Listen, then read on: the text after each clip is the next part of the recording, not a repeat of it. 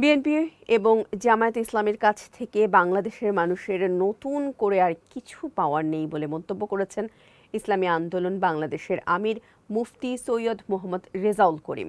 সোমবার কুমিল্লার লাকসামে নির্বাচনী জনসভায় প্রধান অতিথির বক্তব্য রাখতে গিয়ে মন্তব্য করেন তিনি। এ সময় তিনি বলেন, বিএনপির শাসন আমরা বেশ কয়েকবার দেখেছি, সে সময় তারা তামাম দুনিয়াতে দুর্নীতিতে চ্যাম্পিয়ন হয়েছিল। জামায়াতের নেতৃত্বে যে জোট হয়েছে তারাও বিএনপির সাথে বহু বছর ক্ষমতায় ছিল।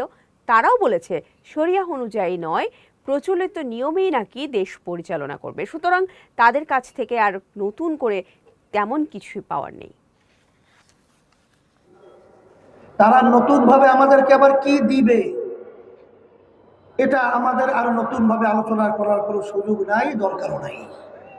কারণ তাদের শাসন তো আমরা দেখেছি, একবারও নয় কয়েকবার। আবার নতুন ভাবে আমাদের তাদের থেকে কি পাওয়ার আশা আছে?